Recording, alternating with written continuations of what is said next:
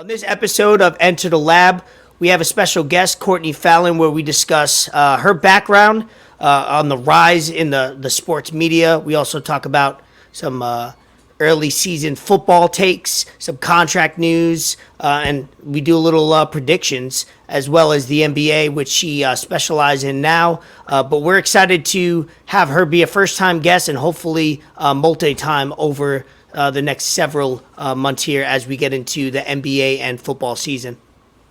As always, just because we had a guest on, don't mean shit changes. Officially, unofficially, brought to you by, you already know, none other than BR Boys in the building, Billionaires Row. We everywhere, dog. We everywhere. I heard we might have some new stuff cooking up. I don't even know.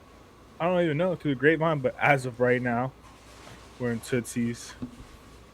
We're at the Ritz-Carlton. We're in New York, Hard Rock in New York. Partying with Floyd Mayweather. Jungle. Money May? Yeah, them boys out there. Speaking of, Billionaires Row. Billionaires Row. let me check the DMs. We might have to sign a contract soon. Yeah, BRB. BR boys. Let's go. Let's drop it.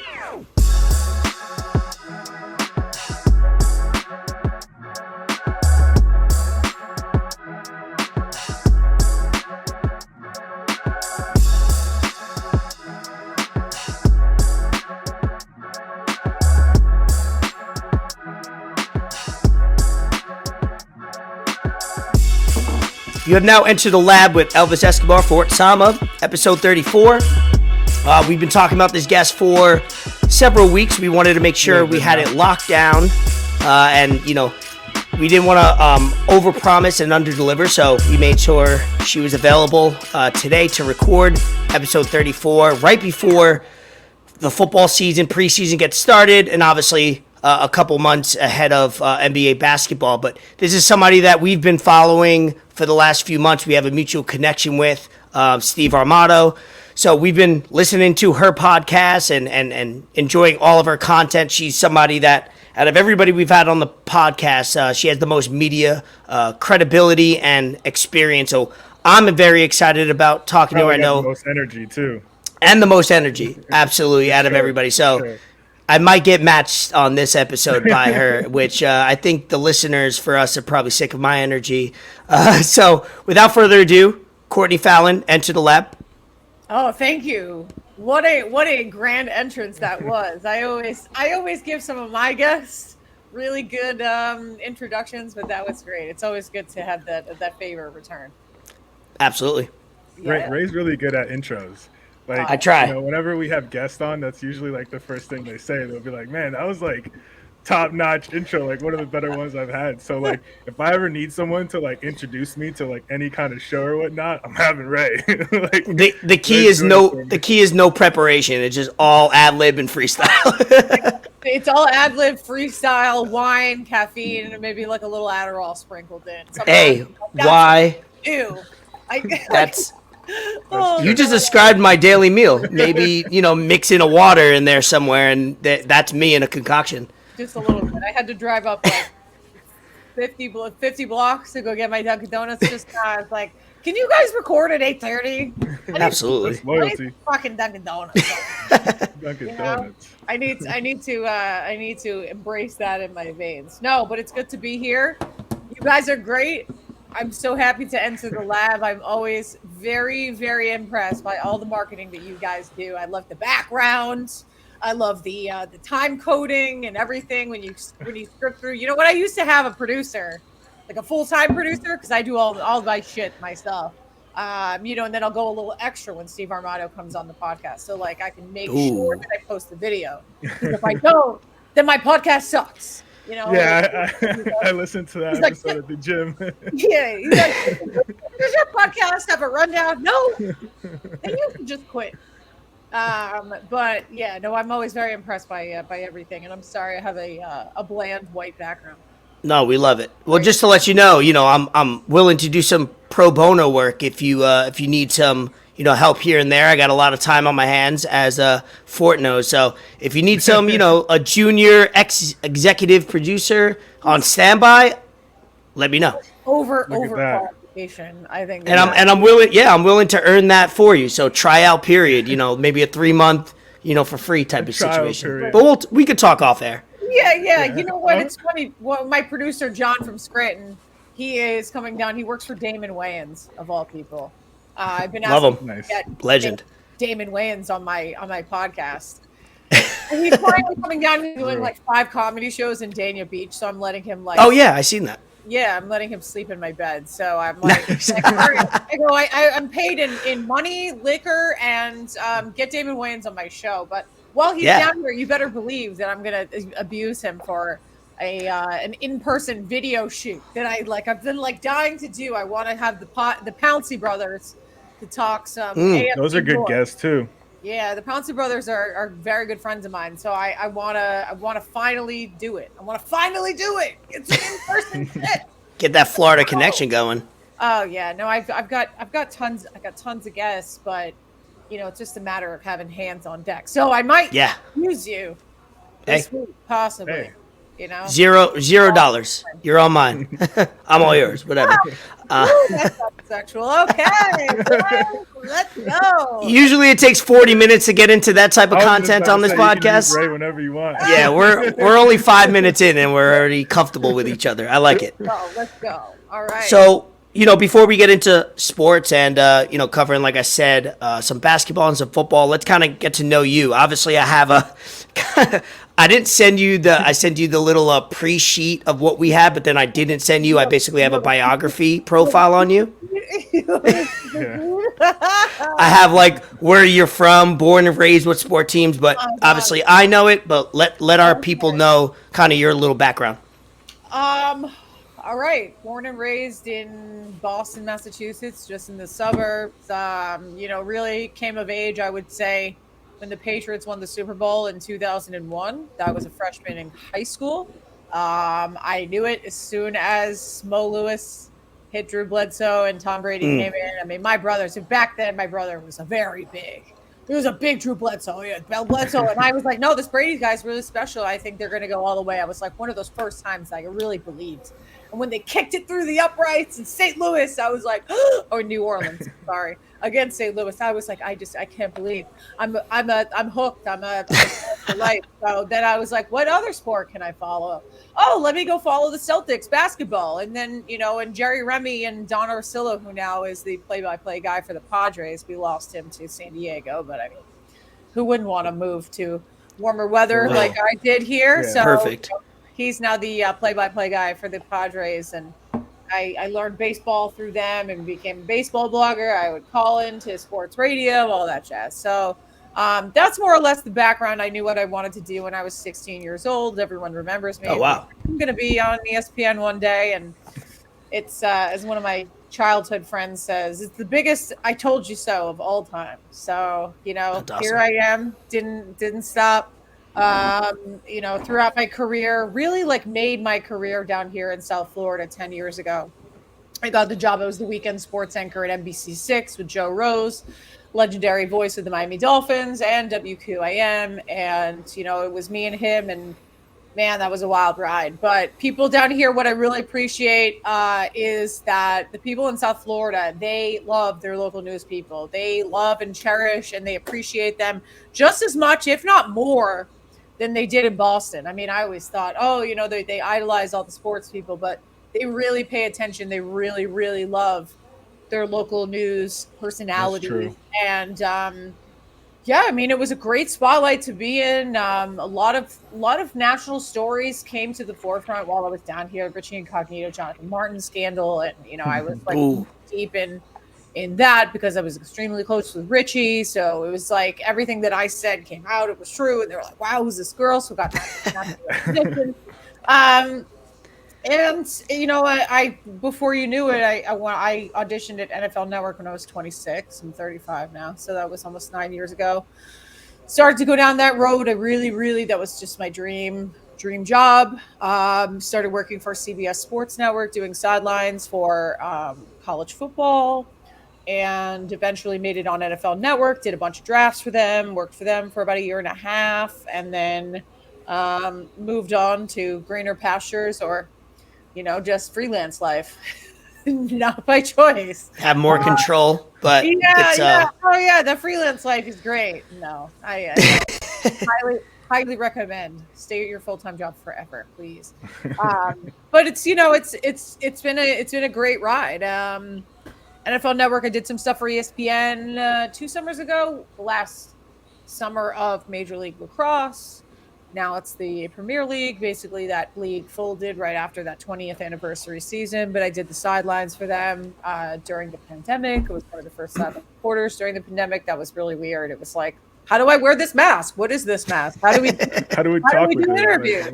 I had this girl, like, she was jealous because her boyfriend was flirting with me in like the post-game interview. I didn't even realize. And like they were literally, I went on her friend's Instagram. They were making fun of me for like having my mask around my chin because I didn't. One of those, huh? I think there was maybe one Major League Soccer. Oh God, if I had a burn book for this chick. I really hate her. But like it was like when your friend cheens up, then you know. You know, like when your friend starts like being like, "Oh, I'm sorry, that's not." And you took like the ugliest picture of me. Damn. But that was interesting. Yeah. First experiments with COVID, and then COVID took all the jobs away, so I wasn't able to do any like college football stuff for them that fall. But you know, it's just a number of different, got into sports betting, podcasts. I was on EEI, so. I've just worn a bunch of different hats, but my advice to people is like, listen, you got to do that. You know, if there's anything that you can do is you got to make sure that you got to be a Swiss Army knife, interchangeable, and do everything possible to get, you know, some work in front of the camera. And then finally this last fall, almost a year ago, I just said, fuck it. And I was like, I hate the NFL and you guys are all, you know, very nitpicky about jobs and all that stuff. I said, you know what, fuck you. I'm gonna go switch leagues and gonna go take on the NBA and dominate just as well as I have in the NFL. So, you know, as Nas said, like, you know, destroy and rebuild. Yeah, nice. Queensbridge. Stillmatic. Is that from there? Yeah. Destroy and rebuild. Yeah, I think that was from Stillmatic. Apparently, I'm really good. I was on another podcast. I was really good at, you know, like running rap quotes. I was talking about the Heat. That's a good quality to have. You know, that is a great quality to have. Jay-Z says we're here for a long time. No, we're here for a good time, not a long time. Not a long time. As Drake said. Yeah, it was like, I think I quoted like three rap lyrics. If you're gonna quote two rappers, Jay-Z and Nas is a great start. If you could have a foundation of constant quotes from them, you get a check in my book every single time. Absolutely. Yeah, we'll start going through. Like, Ether was the greatest, rap battle, like, diss track of all time. Yeah, I was. I think I saw someone was saying something. There was another one, but I was like, how is Ether not like top 3? Oh yeah, for sure. In my opinion, I mean that was the greatest real rap beef of all time. Yeah.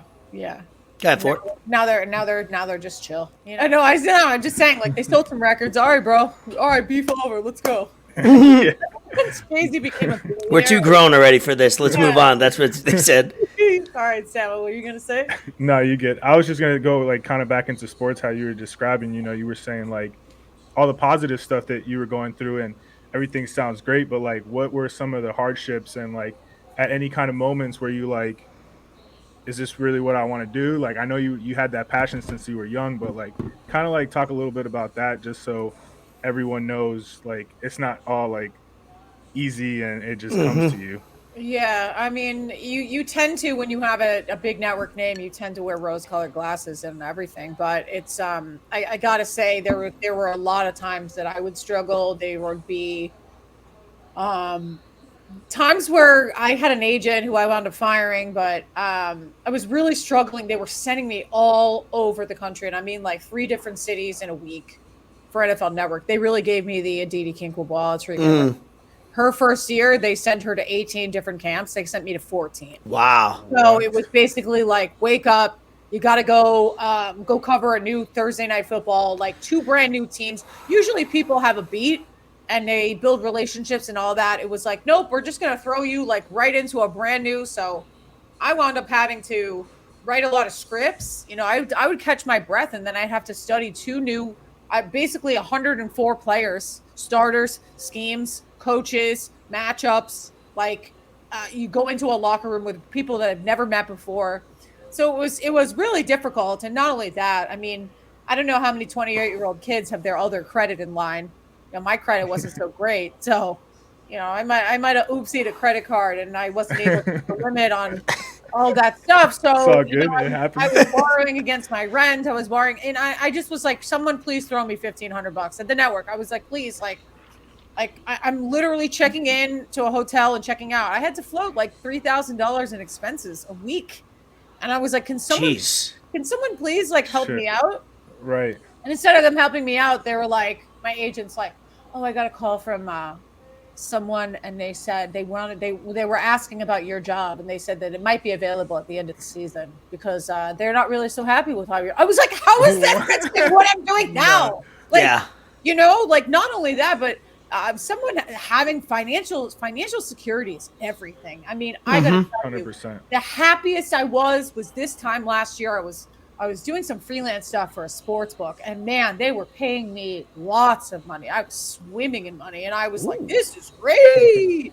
Woo! I was like, all right, you know, like, you know, I can get this, and I can fix my hair. And granted, the priorities in life, hair, nails, you know, all that stuff. I was just able to live and be happy. And being like, and that's the big thing. That's the toughest part about being a freelancer is that, like, financial security is everything, and there is no financial security in this business, especially when you're contracted every 6 months. I mean, I don't give a shit who you are. You have to, if you're, I don't know, like any big name, everyone looks at me and they're like, oh, Courtney, you're going to land on your feet. You're so great. You're so talented. Well, it's not helping me get a job right now. Yeah, right. Those are nice words, but that don't pay the bills. Like, that's why I literally left I was like, I'm tired of football because I'm the same girl that, like, oh, everyone loves and respects me. You know, I am one of Bill Belichick's favorite reporters, and, you know, I have this rapport with all the yeah. Oh, that's a great honor. Being a favorite of anything of his is a great honor. Absolutely. He loves me. I will say that, you know, and I mean, and having the respect of that locker room and being friends with various different GMs, it doesn't matter. Like, they're still not going to give you a job. And I finally was just like, literally, let's destroy and rebuild. Let's try to do this with another entity, another league. But, you know, I kind of got off topic of what you were saying, but love it. The hardest thing I think was the in between stages. If you'd have a really good week, and then I'd have a letdown week, and then it was like the ideas came creeping in my head, like, oh my God, are they going to let me go? You know, they're kind of like, they're just not really talking to me so much. Oh, they're not really giving me so much feedback. Have they given up on me?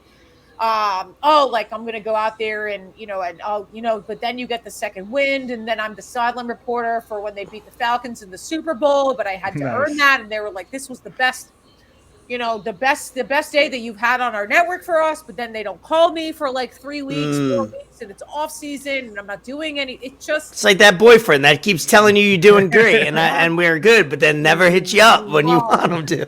It's gotten cold. Trust me, it's a constant roller coaster. Yeah, and it's not.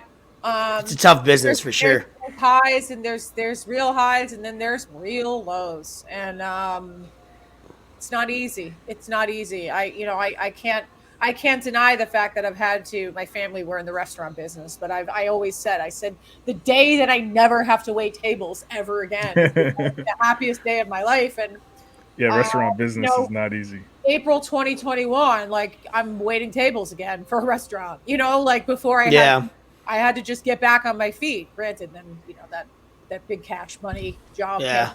Well, that says a lot about you, though, that you're willing. I mean, I've been in similar situations where sometimes it doesn't go. Plan A don't work. Plan B, it's like, all right, plan C, I didn't think I had to open that one, but I'm going to have to go backwards a couple steps just to go forward. And that says a lot about you. Yeah. Before that paycheck came. No. Well, I mean, temporary. It helps when your father's a Marine. So, you know. Okay. That's a solid, tough upbringing right there. For sure, 100%. He was loving, but he's also He's also has a wicked tongue, and he can, be very hard. But For sure. it's always a tough love. It's always a tough lesson because that's how you gotta grind. That's how you gotta grind. That's how I was raised. It doesn't matter how much money my family has or continues to support me. I'm on my own. So Yeah, love it. that's the bottom line. My last question before we kind of get into take a step away from you, but I'll say that again. Get into the important stuff. No, I said some sports stuff. Oh, sports. No, well, this is why we wanted at least to devote at least 10, 15 minutes because, our listeners always hear about our personal lives and, little by little. And it's great when we have somebody on to get to know them because we're learning in real time, just like our listeners are. And I'm from New York originally, came down here to South Florida. I live in Pompano now, and it was through a business. Yeah. Through a business, and it was an opportunity when I was 25, 26, and life, kind of like yours, where it didn't go my way, but somehow, 7 years later, I've been here, and it's worked out for the best, and financial freedom, and I'm able to devote a lot of time to this podcast and some other passions that I have because I have that financial freedom for it. I don't want to speak for him too much, but he's from South Florida, born and raised, and he's in, I was born in Cuba. Born in Cuba, you're right. Yeah, I was born in Cuba. I forget about that. Okay. Oh, I did see that she did study Spanish in college. Oh yeah. LinkedIn My helped. mom told me not to take Spanish in high school. It will kind of make you talk. Not your parents now meeting them. Instead. Oh, right. Yeah, they didn't want you to lose. They didn't. Well, they use you like an Argentinian accent. They will. Let's not even talk about that. The accent makes me so angry. Wait, please. Now I need a story. No, it's just like the way they pronounce certain words and stuff. I just can't do it. Oh, okay. My mom I'm was actually like, doing. Oh yeah, continue. Yeah. my mom was like, "Oh, I got this girl. She's been coming to church and stuff, and she's pretty and she's Argentinian." I was like, "Nah, nah, I can't. I'm sorry." She's like, "Oh, just go on Facebook and look her up." I'm like, "Ah, no, I don't No. Like, Don't take the stop. Cuban accent. Déjame solo. Yeah. I did forget that you were born in Cuba. Now raised in South Florida. Now he's in Savannah, Georgia, and he's following the grind, just like he wanted to kind of be different. How did you real quickly? How did you end up? Was it more personal or the media side that you ended up in South Florida? Well, as you know, like I think back on the happiest times of my career in my life, and working at NBC was one of the happiest times. And granted, like I had lived in South Florida when I wasn't working, and that was kind of a little confusing. It was right before I had moved up to New York, right after I finished the college football package for CBS. I was in that in-between stage. I spent 6 months down here, and I partied harder than I ever had been in college. Good for you. It was As you should. It was the best 6 months. You can recover better in the 20s than the 30s. That's for sure. I've learned that. It was the best. Some of the best 6 months of my life. Like I had told some of these girls that I was leaving. I was moving. I said, if I don't get a job down here when I turn 28, then I'm out. And I just, within 2 weeks, I got up. They all, three of my friends were like hysterically crying. They're like, "You can't leave." And I was like, time to go. You're not going. I'm not fucking leaving. I'm not leaving. I know. But I was like, yeah, Peter Pan's got to go. Like, I was like, time to grow up. Can't stay down here and drink tequila and do berries and other things that we will off record. So, I had moved back right before COVID. I moved back to Boston. I was living, obviously, with my parents during COVID, and then I had moved to one of our family's apartments, and I was miserable. I really can't think of many times that I've seen my father cry, but when I was hysterically crying and being like, I am so unhappy here. I don't like this place. I love my family. These Boston, they're not my people. I don't like the girls. I'm not enjoying the men. I'm not enjoying the lifestyle. Nothing. There's nothing about it that makes me feel. There's no culture. And my family knew that I needed. It wasn't a matter of when. It was a matter of where. I DC. I didn't really want to move back to New York. I wasn't. I'm glad that I didn't. I don't blame you. So hey. I mean, I'm pro Florida now, so Right. super pro Florida now. I lived in New York City. I actually like moved back into one of my old apartments for a month because they needed to sell it, or like because it was empty. This was like kind of during COVID, I think. And I looked back in there. I was like, yeah, I'm gonna pass on this tiny ass apartment that the heat doesn't work and all that stuff. So I saw an opportunity as Mike Inglis retired, and I reached out to Jason Jackson, and I was like, wait a minute, is there any space for me? And lo and behold, they made space for me.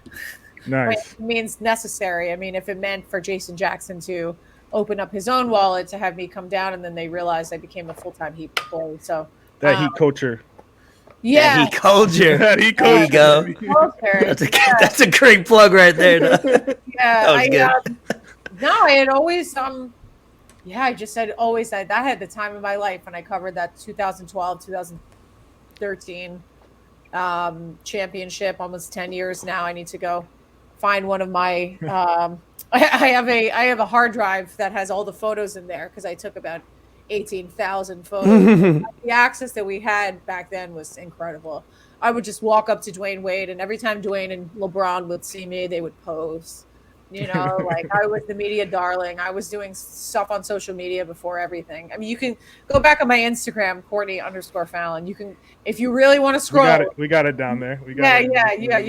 Courtney Fallon on Twitter. Yeah, it's right there. You got to go see some of these pictures that I took, the parade, and some of the videos that I would take of LeBron warming up. I mean, it's crazy to me because now I see LeBron, or he came down. It was a weird day that they came down. It was like a 6:00 game on a Sunday. The Lakers were playing the Heat in January, and it was just like a frenzy. It was like a hysteria. I couldn't believe it. I was like, I covered LeBron, and they're like phenomena, which I understand. He's well deserved, but I never thought it would get to be that crazy. Yeah, no. Ironically, go ahead for it. Sorry. No, I was just gonna say I'm glad you brought that up because some people just like when they look at LeBron, like they just see what he like really does on the basketball court, but they don't realize like all the kind of opportunities that just like whatever city or team he goes to, he makes for reporters or for like media people. And like there's been so many that have like that were down here in Miami during that LeBron run that they've gotten like crazy other jobs somewhere else. Yeah. So I don't know if you could say anything about that. What, like Norris Cole on the 5? Norris Cole jumping up and down. Norris. Oh, I've got a great story. So I love Norris Cole. flat top. Come on. Was it Kansas? What did he play? Did he play He Kansas? played at I don't Kansas know. State, I think. He was the high Kansas top State, king. okay. Kansas State. Before Taekwon Underwood. I'm thinking of somebody else then. Yeah. Norris No, Cole. Cleveland State. Cleveland State. Cleveland I'm- State. I'm thinking of the other long-term, the other point guard on Miami Heat. You're Your thinking boy. about Chalmers. Yeah, Chalmers. That's the guy. My bad. Sorry, I won't interject on Miami Heat culture. My bad. Ray is so South Florida now. He even roots for the Heat. Yeah, well, he's Shut up. Stop. I won't do that. But go ahead with your story. Mario Chalmers is probably the only person I know off the top of my head. They're like, name one person that's from Alaska. From Alaska. Carlos Boozer. Oh, okay. All right. Mario, do you know that Alaska, if you like, it fits into like the entire half of the United States? U.S., yeah. Nuts. Right? Alaska's like its own like planet. Sometimes I forget it exists.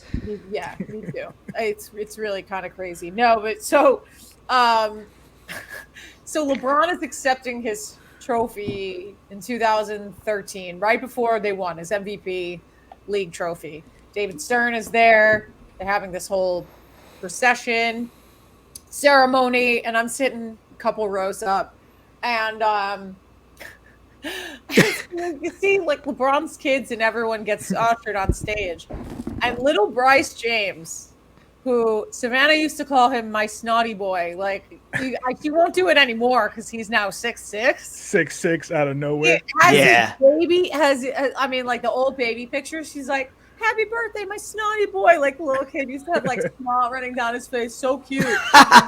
That's it. Funny. So he's on stage and they're welcoming all the kids and they're like talking. And the commissioners have just talking or like someone. And he's like, Norris! Norris, he's screaming like he's just like 6 years old, and the kid loved Norris Cole. He loved him, and they wouldn't. He just kept screaming. This was going on for like at least a minute. I couldn't hold it in because I was just like, oh my god, he's just such a little. He's a little boy. But he's just a little kid. He's like Norris. Hey Norris, I love you. Up. And it's like little Bryce James. That's who he idolized forever. I mean, like, yo, when he comes into the league, he's got a lot of personality too on social media. I watched a video of him imitating LeBron. Like he's the you could tell he's not the baby of the family, but the middle child. I have that middle child syndrome too, and sometimes you got to show out in certain times just to get recognized because you're not the baby and not the first. So I get Bryce. I connect with him. Bryce is a Gemini. That's why he's like that. He's got that dual personality attitude. But yeah, no, I saw some video though on my wasting time. I'm changing. It's August 1st, man. I'm changing my nighttime routine. No more wasting 3.5 hours. I used to literally. I'm like, yes, ghost stories on TikTok. Yes. Really I just downloaded that app yesterday. Really into alien TikTok. Really into ghost TikTok. And like all these just videos, I mean, all the things that I've kind of absorbed, including the idea that Alaska is like half the U.S. So like, I'm gonna cut that off. That's crazy. I'm gonna like grab a book or two. So let's get into some sports here. That's why you're here. Yeah. We could talk about you, and we could probably talk about in this podcast. We get carried away with talking about off-topic stuff and some random stuff, and that's why sometimes we go over an hour, which is hopefully some people out there like it. But for us, it's almost like therapy. So we feel like we're once you're in the lab, basically it's a safe place is what we say. 100%. So I'm glad you feel comfortable right off the bat to just go on tangents and feel like you're one of the boys. Listen, always been one of the boys. My mom looked at me when I was younger. She said, you should have had a penis like the rest of them. I love it. All right, so football. So, I'll just throw out some things. Obviously, new contracts with DK, Metcalf, DEEBO getting a new deal. I know Fort loves DEEBO. Watson, suspension, 6 games, and then obviously want to do some early season predictions. But let's talk about real quick with the DK contracts and the DEEBO. Obviously, there was some chatter, him coming, he's dangling the carrot, coming down to Miami, making sure he's in the clubs, showing up at all the events, like letting people know. And I'm glad those, obviously, I learned about today a couple hours ago was that there's now incentives when he's being used as a running back. DEEBO, he could get some more money, rightfully so. Obviously, he's in baseball, Ohtani, he's going to get a big deal because he could do both sides of the plate. Now, same thing with DEEBO. He could play multiple positions. There's nobody like him in the league. Break down those kind of contracts, and obviously one's different than the other. DK looks like he's going to be going through some stuff for a couple years in Seattle. Yeah. Well, you never know if they move Jimmy. Never know. There. Yeah, you never know. I don't think the rain is. Listen, I mean, I had Mike Silver on my podcast, not to plug another podcast, but I mean, he's covered the 49ers. He's covered the 49ers since 1988, no lie. And we went soup to nuts on everything 49ers, and I could just kind of like rehash all these things that I learned from him and then claim them as my own, but I'm just kidding. Pete Carroll is definitely in a win now mode. He is the oldest coach in the NFL. He's got about 2 years on Bill Belichick. I believe he's 72. So the idea that they're just gonna destroy, they're gonna wait for a rebuild, I don't think so. I don't know anything about a backup plan up there in terms of a coach. I don't know who is like the heir apparent to the Seattle Seahawks, but I would think that DK Metcalf, and he is like they're building a franchise around this one guy, and all the wide receivers in that 2019 class got paid, which good for them. I love to see N'Keal Harry being traded for a 7th round draft pick. Well, all of these DK Metcalf and DEEBO Samuel, and they all came after that Patriots pick in the last round, the last pick of the first round. Okay, so that being said, DEEBO Samuel, it was we had talked about this, and I just asked Mike Silver flat out. I said, listen, what kind of contract is Deebo Samuel looking for? He said more or less the same. I mean, like, he's demanding a deal because wide receivers acting as running backs, and and that's literally, he's putting his body on the line, taking years off of his NFL career by being a running back, by taking those hits. He deserves a big time contract, and as we've seen, I mean, 3 years, $72 million. I think they're just about the same thing. So if DK Metcalf's contract had set a precedence for Deebo Samuel and kept almost took him to the Super Bowl term, I think that's great. Yeah, and you got to remember that the 49ers almost, went to a Super Bowl last year. I mean, they've always still kind of maintained and been one of the top teams in the NFC. If it wasn't for, some miracle passes by Matthew Stafford and the Rams making it to the Super Bowl. But at the same time, I just think, to me, he must see something as well in Trey Lance. So I think that this is an indication that he wants to stay, because Jimmy G was his guy. Like, he would throw into tight windows. He would throw into, deep corners. He would understand the offense. So I would watch out for that Trey Lance emergence. I would put more stock into that, because Deebo wouldn't want to lock himself in without a quarterback for the near future. So I think that those two go hand in hand. I'll jump into Kyler Murray's contract if we're talking deals. Obviously, Kyler Murray signed a big time deal. And then obviously the details come out of it. I think the Cardinals wanted it leaked a little bit. There's kind of, that's also my opinion, but also kind of what actually happened.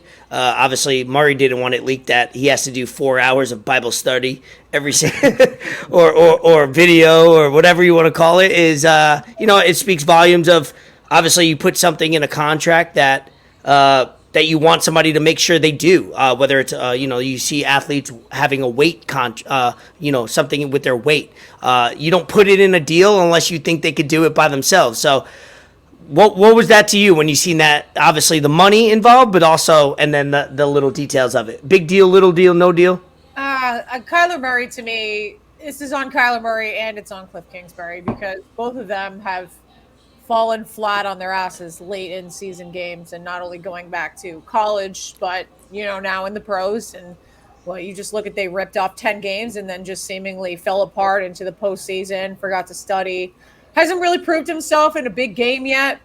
I think Kyler Murray will eventually do that, but at the same time, it's just I don't know, that's on you, bro. If that's how you roll, listen, I would be a much better podcaster if I spend 4 hours studying and reading, a day. Yeah. It's really just based on what you want to do for your job, but it's going to take a lot of effort if you're going to be demanding. I mean, remember, Eric Burkhardt is his agent, and Eric Burkhardt came out with a statement, what was it, later in the season, that basically was threatening to hold out for Kyler. And it was just what? This guy doesn't deserve this shit. What has he done? He has done nothing. And it was poorly written, and it was weirdly placed on Murray's shoulders. So, listen, Michael Bidwell and John Keim and, that team down there, they're putting all their eggs in one basket. I understand. Hopefully DeAndre Hopkins is healthy. Is he suspended for 6 games or not? Yeah. Is it 4? Yeah, it's 6. It's 6, right? 6. Okay. For PEDs. That's huge. That boy and obviously, who they got? Hollywood Brown to kind of step in. That's it. Yeah, it's Hollywood Brown, Larry Fitzgerald. I think he officially retired. So, they lost Christian Kirk. You got to figure out. You got to see. Listen, Kyler, it's up to you. You can't just throw up balls and pretend like someone with magnet arm is going to catch it, because you got to figure out how to look over your offensive line, because you're real short. There was a post I saw. I don't know. I think, it's going to be on him, but I think that this is the end of the line for Cliff Kingsbury. I know he got an extension, but you got to show me something. Go ahead, Fort. I'm glad you brought up Kyler Murray, because there was a post I saw today that it said that his game declines after Call of Duty comes out. It was like 4 straight years. Oh, This is man. nuts. So like obviously there was like some kind of thing like, all right, you gotta do what you gotta do. But I mean, like, now what does that say for what do you think that puts Lamar and what kind of range it puts Oh Lamar my Jackson God. in? Because Yeah. I love Lamar Jackson. He's one of my favorite players in Broward. the NFL, if not all time. Him saying free Kodak after he whooped FSU was greatness. And it's just like, I mean, he's actually won a playoff game. Kyler Murray hasn't. Yep. He's got an MVP, all that kind of stuff. So like everything's there, and he still hasn't gotten paid. He's gained some muscle too, so he's stocky. You can't be like, oh, he's gonna get hurt if he He's got gets that hit chip kind of stuff on the no shoulder. more. So what's your take on that? Yeah, no, Lamar Jackson. I said this last year, and I might drop this video again because it wasn't like the right timing. I was gonna drop this video late July last year. I made a video for Lamar Jackson for MVP. I made like a big plus 1,600 bet, but then he just got COVID, and I was like, this is not really. Yeah, I had him on my Yeah, fantasy. me too. That was a tough period for me in fantasy for sure. Yeah. So, listen, the Lamar Jackson slander, it has to stop. It won't stop Please. because I know that there's a certain precedence that black quarterbacks have in this league, Mhm. regardless of if you're Kyler Murray. And I this has nothing to do with race. I just don't think Kyler Murray has to prove himself. I think Tua Tagovailoa knows he has to prove himself. I think Absolutely. Justin Fields is set for a great career, and I just think Lamar Jackson is one of the most underrated quarterbacks in the NFL. And over the last few years, he's 2 years removed from an MVP season. 3 years removed from an MVP season. And what is to say that this guy cannot go off and do it again? Okay, of course, the offense is a little more complicated. You lost Hollywood Brown, and now he's over with the Arizona Hollywood Brown Cardinals. dropped everything. Yeah, I mean, but listen, I still think that the system and the personnel and Ozzie Newsome and everyone that's over in that Baltimore Ravens facility, I think that they have a really great handle on personnel. They always seem to stock up good with the defense, so it puts less pressure on Lamar Jackson. But Lamar, I would say, if you want to talk about running, scrambling quarterbacks, I think that he has become more accurate over the years. I think that a lot of things he made more mistakes, but I think he was you could see the thought process and him making better decisions on the run. He was reading defenses better. I think that it's warranted. I think that he will get paid. Whether he makes more money than Kyler, I mean, it's just retarded at this point. 2 years ago, Patrick Mahomes signs a $500 million contract, and we're Right. talking about Kyler Murray making more money than him. All right, well, his shit's outdated. But I think Lamar will. I think they'll do right by Lamar. I'm not really worried about him getting hurt, but of course, he has to stay healthy. But I think that at this point, walking in without an agent. He's smart. Agents are snakes. They all deserve to be fired. So he's smart by doing that. Quick question. Where do you think Jimmy G goes? Obviously, he's going to be dealt. It's all about time, place, and situation. If you had to put all your money in one team or one opportunity, where do you think? New York Giants. That's what I thought. And there was a fake tweet last week where somebody got me okay. in a group Yeah. chat. I know I got. God. I didn't. Come on. And I got hyped, so that it was a good Ball-sack test. sports. It was a good test. Yeah, ball sack sports. It was a good test for me. The ball sack? Not me personally. Somebody said they got. So You know what? it was a good test for me. The tea bag. Yeah, they did teabag me for sure. Tea bags for sure. But it was a good opportunity for me to realize, okay, that was a good test. I felt genuinely excited about that. Thinking about it for 30 minutes, and then I found out it was fake. But then at least I felt all right, I got a little confident. I just don't know how it's going to work where DJ is going to have a short leash anyway, and the Giants need to start winning. So it would make sense to bring in somebody that, hey, they could go right away if, DJ has two bad games because they can't wait and rebuild every single year. Here's the problem. And I heard this from Brian Baldinger, who is a good friend of mine, still works at the network. He said the New York Giants are one of the worst teams in the NFL right now. Damn. And we would be shocked if they won 4 games. Their offensive line is in absolute shambles. All their wide receivers are hurt again still. I mean, remember Sterling Shepard and, I remember I was covering the New York Giants. I actually did cover the Giants for MSG Network for after I left NFL Network. And 3 of their wide receivers went down in one day. And it was like, well, guys, we got a somber day here on the desk. I think I've seen a clip. I was going through your YouTube and I hit that. You were on the desk with like Sean O'Hara. Yeah. I watched that. You got the updated one. I told you. Yeah, I got a lot of time on my hands. I watched a lot. I consume a lot. All right. Yeah, so go subscribe. Get my subscribers up. I mean, I'm so bad. Get them up. Subscribe, please. Yeah, subscribe. YouTube, Bad Signal, all that stuff. Yeah, no. So they're one of the worst teams in the NFL, and he said like Brian Dable, if they win 8 games, Brian Dable should win Coach of the Year. So Jimmy Garoppolo is not going to walk into a situation where he has no offensive line, where they're barreling through. I mean, you got to look at that division as well. With the Commanders and the Philadelphia Eagles and the Dallas Cowboys, who could win the East once again. They've got to be in a situation. It depends. I mean, and then there could also be a situation where someone gets hurt and they're like, "Hey, we'll give you 2 first-round picks for Jimmy Garoppolo." So I think that's most likely for sure. The situation, somebody gets hurt. Yeah, there's always that wild card. I don't know. You got to think about the New England lineage. Why not the Tennessee Titans? I don't really think I'm like the president of the Ryan Tannehill hater club. I just think he's a worthless, nothing quarterback. I've said that forever. Oh no, that man knows, and he's read the tweets. He has receipts on me, and he does not like me. Nice guy, not nice to me. Why not, upgrade that quarterback position? Because you got to think, John Robinson was also cut from the Bill Belichick coaching tree. And he has, some Jimmy Garoppolo experience there. So you always got to see that because, listen, Jason Light came from the Belichick coaching tree. That's how he has a relationship with Brady.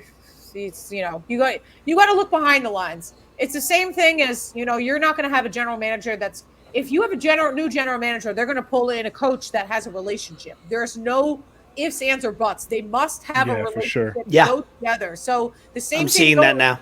It's the same thing. I mean, like forever. That's just rule of thumb. And the same thing goes with quarterback. You have to have a relationship behind the scenes. So if you really want to go behind the lines, you got to see what Jimmy Garoppolo, I don't know if it's like an Eastern Illinois connection or if it's a Patriots connection or some of their favorite coaching staffs over there, the 49ers, like something. You got to go back and look at that. And Brian Dable, who was the head coach of the New York Giants, also won 5 Super Bowl rings with the Patriots. He was their offensive coordinator, or no, part of their offensive staff, excuse me. Yeah. So that's another thing. That's why I'm saying the New York Giants. He's got the lineage for sure. Yeah, you got to look behind the scenes. You got to just kind of pick up some clues. But I think at this point, it's very hard to tell. I think it's going to go down for an injury. It's going to come down to someone offering like a ridiculous amount of first round picks, not like not NBA style. Like, hey, there's 4 first round picks for the next 5 years, plus Jaylen Brown, plus Marcus Smart for Kevin Newton. I don't understand. I don't get it. Since we're talking about quarterbacks and relationships and connections, probably most talked about quarterback, and who knows how long, the past year and a half, I say so. Not for the good reasons. Deshaun Watson, 6-game suspension. What do you think about that? I think the league does not value women whatsoever. I think it's a reasonable decision. I would have thought that they were going to give him 8 games. Who knows if this is over yet? There still could be more women that are coming forward. I kind of respect the fact that this has come to a head, that the Players Association, that Deshaun's camp is not going to appeal. But you got to look at this. Ray Rice got 6 games for beating the shit out of his girlfriend. Yeah, that was in an bad. elevator. That was before they even had their shit together too. So not saying I agree or disagree with that, but that was like, I feel like that was an eternity ago with before the NFL even had a policy on any of this, because I feel like for 10 years with a lot of stuff going down, there was like 3 players on the Cowboys, there was the Ray Rice, there was a lot of players that they were not consistent in any judgment. That's why they had to bring in, and I wrote her name down, Judge Sue L. Robinson, to mitigate these things. And so basically they could almost be like, all right, hands off. This person that has more experience than us, which is the great way to go. If you fucked up so many suspensions, you need to put it in a third party and be like, all right, it's not up to us. And then now she did 6 games, which now, ironically, people have an issue with, where I thought that was not funny in the sense of this situation, but it's ironic where it's like, look at them putting a third party involved, and then they still get it wrong. It's just like, what the hell is going on here? The only thing they were consistent was getting people suspended for weed. That's about it. They made sure they took care of that, though. I have a list that I could read off here, but listen, this is what the NFL loves to do. They love a good Band-Aid. Slap a Band-Aid on that bitch. Listen, do you remember when that Concussions movie came out with Will Smith? Okay, so then the next year they hired a brain neurologist from Villanova University. Like, where is he now? But they literally, it's a public relations play, and I can say everything. I don't work for the Shield anymore, but when there is an issue, they make a huge fucking deal over this person that they're going to bring in. Oh, well, now we're going to have concussions under control. And it's something you just don't hear about again. The brain neurologist. Okay. All right. Well, we're going to bring in a judge to handle all these women's cases. Well, she's obviously probably getting pushed on the other side. Like, hey, make this fair enough for us too. You don't think that she plays part of the cards for the boys club?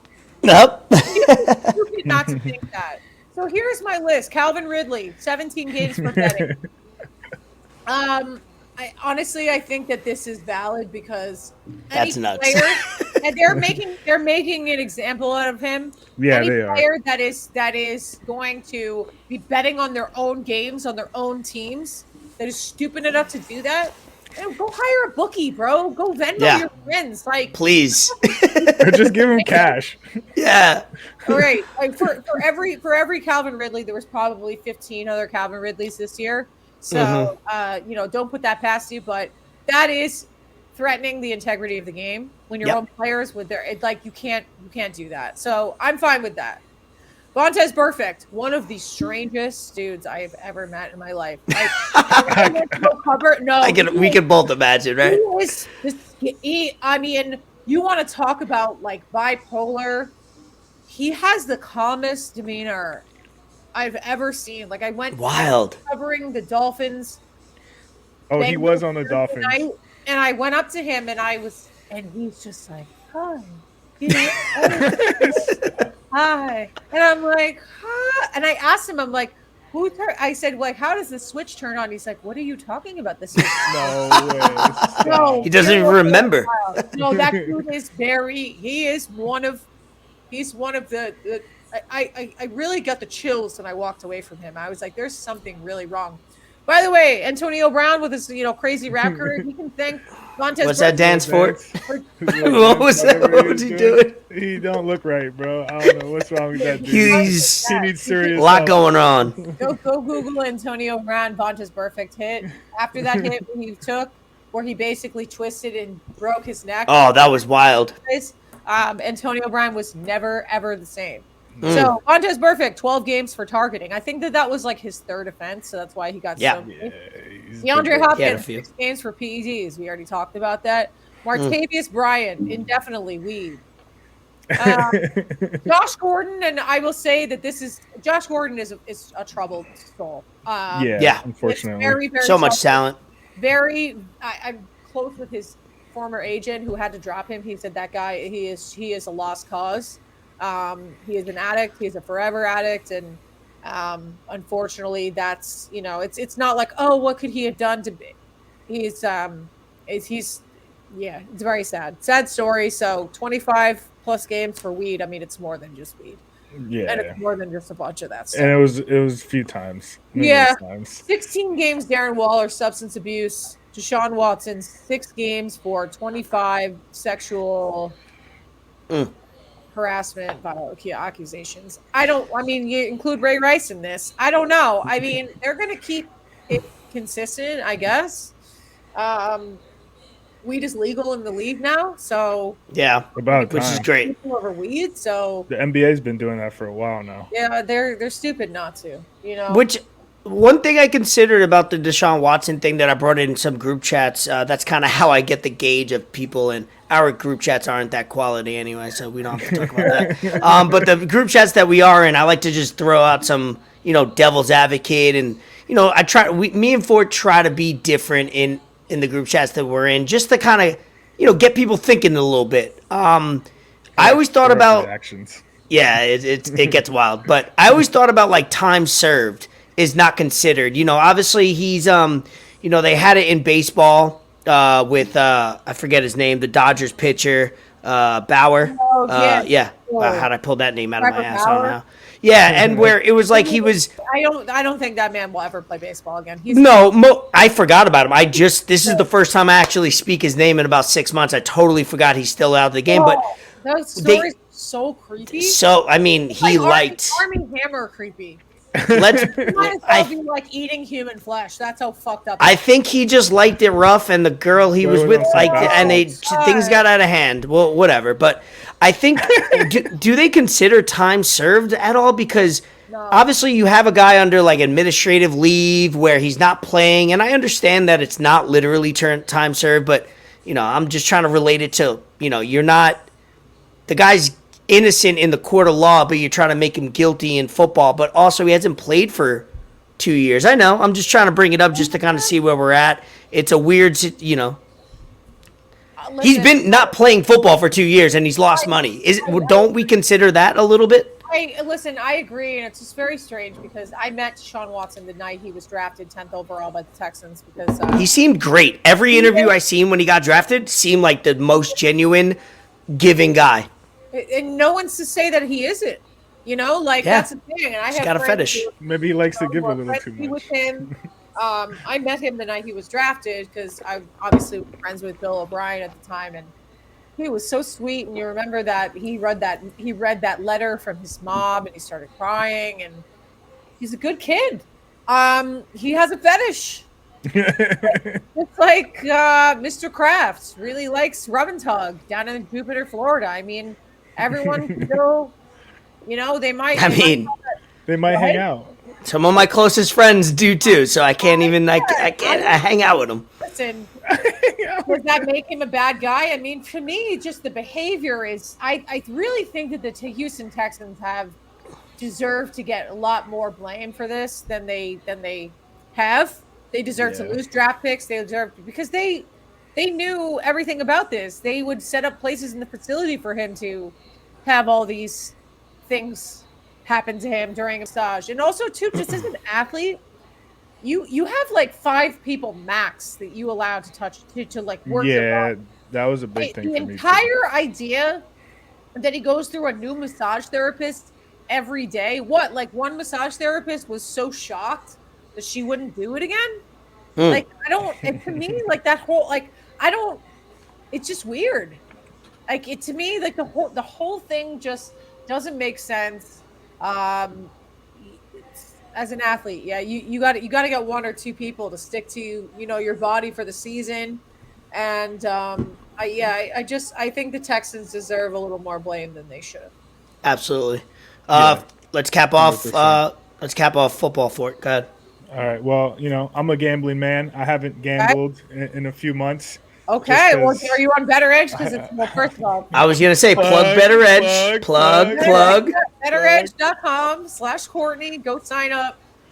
It's now legal to bet in the state of Massachusetts, or they just approved it. Oh yeah, I seen that. I saw That's that. awesome. 31st state.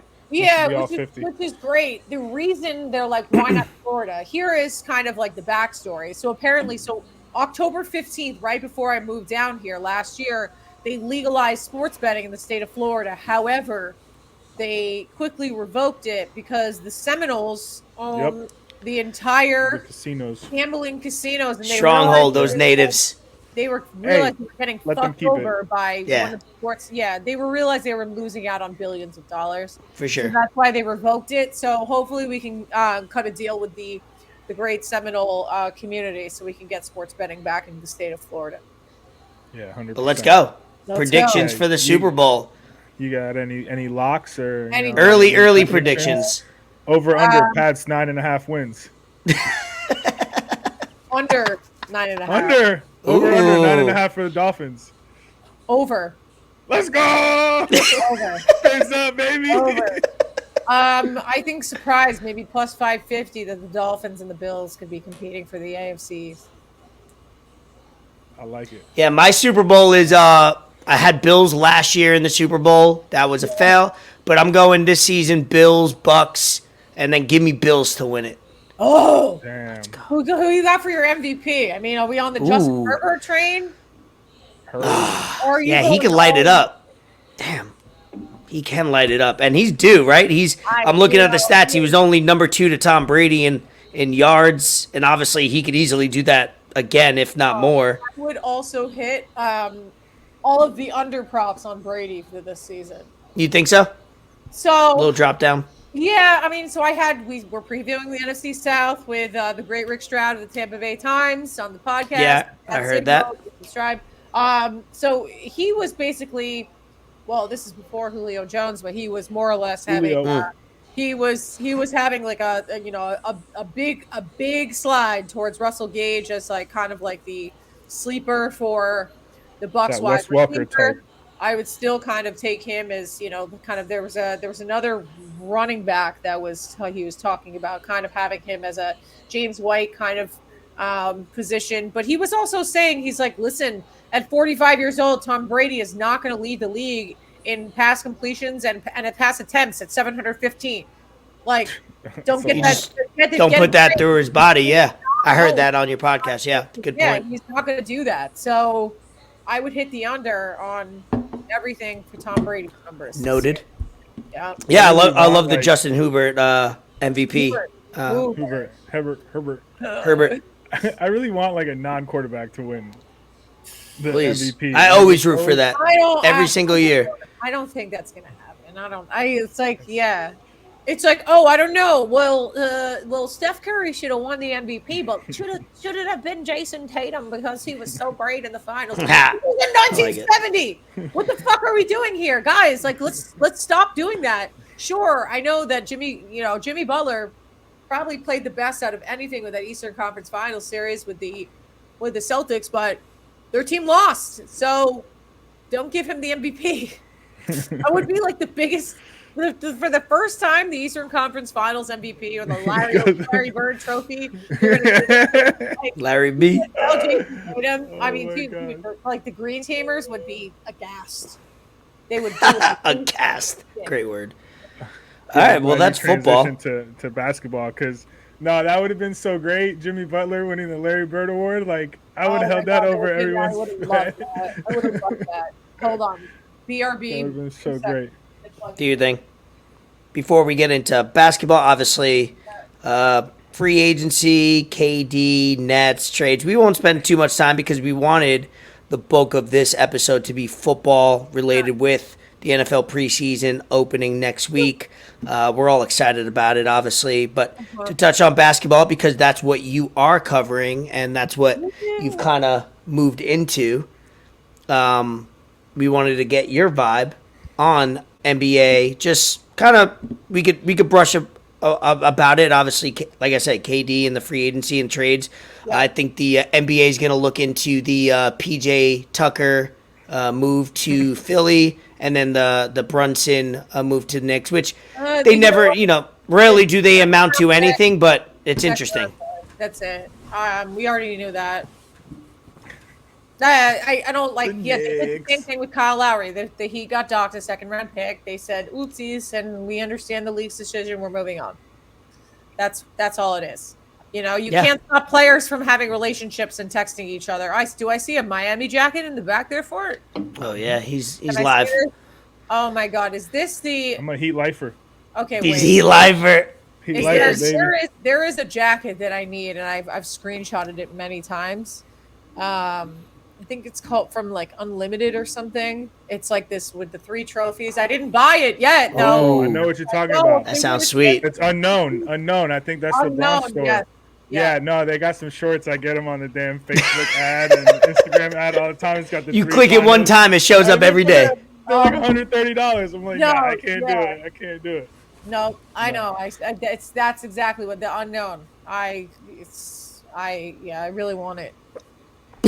Gotta go back and look. I think I was looking for like a sunset pic, and then in my phone, I'm like, and then I was just looking at that jacket, and I was like, damn it, I want it still. So kind of just like go through that Heat run, because like even though we didn't make it to the finals or like it wasn't anything. I mean, it was a great season for me. Like I think we overachieved. How is that like you covering the Heat, but you a Celtics fan? Like I am not a Celtics fan. We've gone through this many times. No, I am not a Celtics fan. No. Okay, good. Very good. Yeah, we've got there's a Locked On Heat episode that we can talk about when I traded in my my Celtics loins at the age of 16. So okay. So, yeah. No. So I've always been You're all over the place. It's hard to keep up with you. You're moving around, you're doing different things. There's only so much we can remember and retain. Yeah, no, it's fine. But I grew up in Boston, but I'm not. When you live in the city, you have to cover them. So I kind of jumped on the bandwagon when they were in the Eastern Conference Finals in the bubble. But at the same time, I always just had an eye for what Pat Riley was doing, and that's why I wanted to come down here and actually work for the Miami Heat, because I said, this is a team that I want to represent. I want to represent Heat culture. I want to. It's just the way that they just handle things in a very professional manner. I loved everything about this franchise. So, to me, the season was long, very long. I don't think I've ever imagined you watching every single Heat game, and has to be at the time that the Heat game starts. No one's ever there. Yeah. Well, empty. Yeah, no, and I mean, you want to being there 4 hours early and covering games, and the season is very long. It's a long, enduring process, especially those West Coast road trips where we were at the studio until 2 a.m, covering that Lakers and Clippers swing. It's rewarding to go through that, but I think a part of me, as much as I love the season, a part of me worried a little bit about them maintaining the first overall seed. Just knowing, I wish that they would get a break a little bit. I was almost worried about the wear and tear going into the postseason a little bit. Not so much, but, the nights that Jimmy would take off, it would be like a lack of just a lack of production off of the bench, a lack of production. I mean, you get those miracle games. Gabe Vincent. And Bam missed 34 games or something. Yeah, exactly. Exactly. Bam missed 34 games. Kyle was absent for a lot of family reasons. But, I really appreciated the bench and, seeing the emergence of Gabe Vincent and Max Strus. And I think Gabe could have the potential to be a starter for a long time with this team, for as long as they keep him. Tyler Herro is fantastic. That was very disappointing for me at the end, just to see that he really was just hindered by. He's got a lot on his hands. Yeah, he's got. Did you see his tattoo? Oh yeah. No, it reminds me of the guys. Oh man, it's so bad. It's so bad. What the little boy do it? Oh, what? Oh man, look at that little boy chest. You're in the NBA. Like a lot of these players have a lot of tattoos. Like you couldn't gone up to UD and been like, "Yo, what do you think about this?" Before I put it on my body. Before it goes on here forever. When did you get that tattoo? Do we know? I think after the season. I think. Or he had some of it, and I think he added on to it. I think I've seen something like that already, and then he added on no checks or whatever it is. I don't know. Reminds me of my brother. Right after my grandfather died, he got this tattoo. I swear to God, the tattoo artist was drunk, because he got it looked like a messed up birthday cake. He got it was supposed to be a crown, man. but it was no! It said Papa. I know exactly what it probably looks like. Literally, it looked like a melted birthday cake, but it was supposed to be a crown. And my mom was like, Your grandfather is rolling in his grave right now. Like, you can't, like, what the fuck are you doing? It's just kind of like, there's like a lot of good artists out there. There's a lot of really bad especially like in Miami, and like you're in the NBA. All you gotta do is post a story, "Need new ink, who got me?" Yeah. Like, come on, bro. Like, I know, maybe he went out to Milwaukee, man. No, pride of Racine, Wisconsin. Though that's where Karan Butler's from. But like, you know, like, I mean, the Heat are making Heat legend Karan Butler. Heat legend Karan Butler.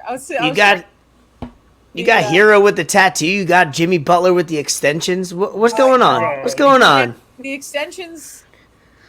I'm over it. I saw him working out. I think he's in Nashville right now. I don't know if he's on a coffee excursion. It's like the whatever Jimmy's big face. International Jimmy is made his way to Colombia, then Ecuador, and now he's in Nashville. Is working. Living life. I watched him like working out, and I'm like, Jimmy, I think the dreads have got to go before the season. Yeah. I think he's just toying with us. I think he knows he's confident. He's just like, let's just mess with the internet. Yeah, exactly. And how people freaked out, and it's like, you know, then they were thinking about, oh my God, does he look like Montrezl Harrell and this? Oh, is it Montrezl Harrell? Did he get him or Jay Crowder? And both of the dudes are looking for replacements of the four. That's what they look like. Yeah. Bring either of them.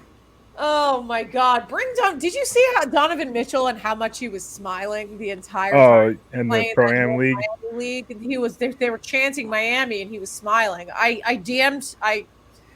He's like, wow, I can play with a center that actually finishes. Yeah, I've kept in touch with Dwayne Wade for many years over the years, and we DM each other every once in a while on Twitter, and I just messaged He reminds him. me of Dwayne so much. The way he plays. Bring his ass here now.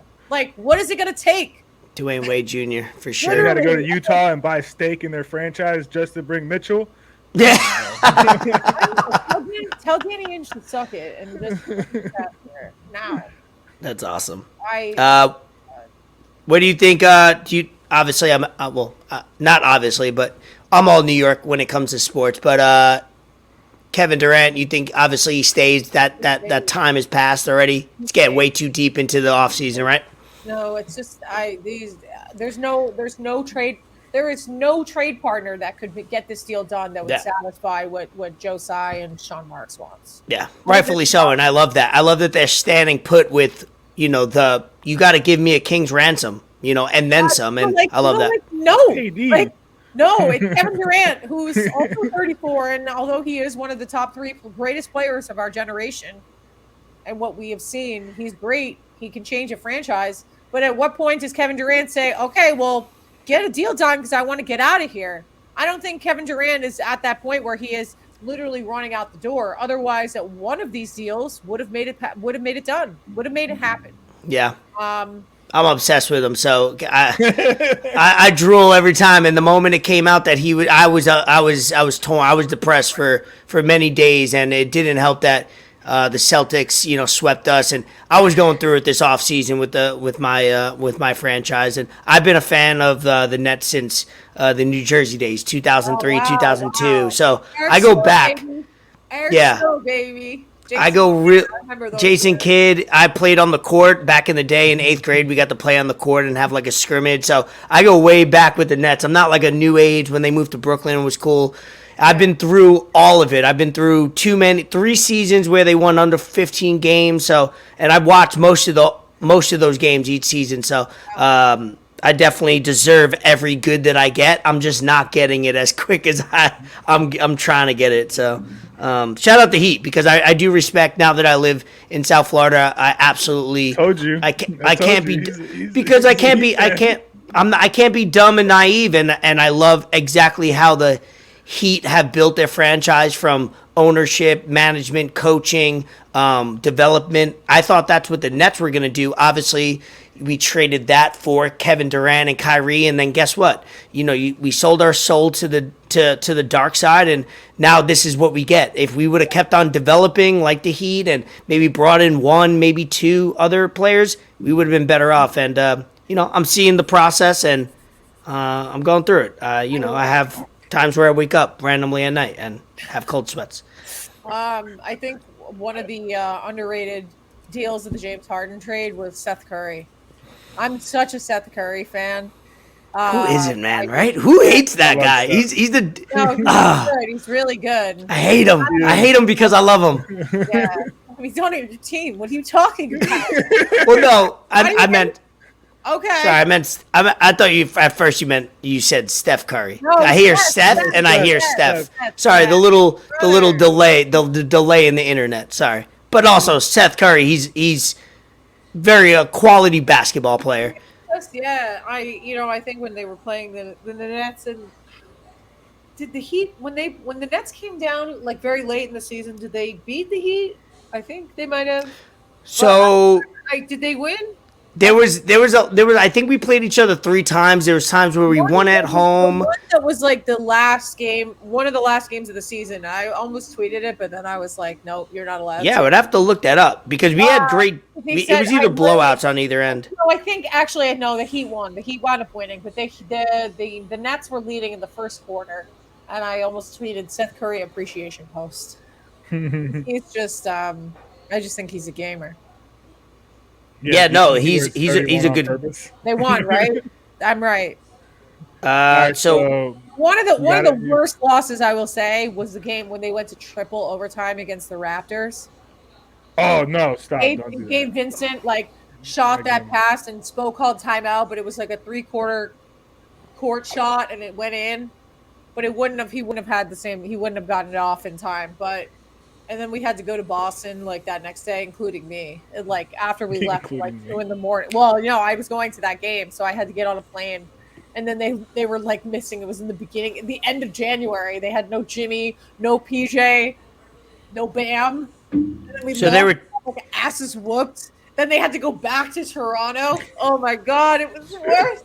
And then they had to go to San Antonio because it was the COVID game they made up. Oh my god!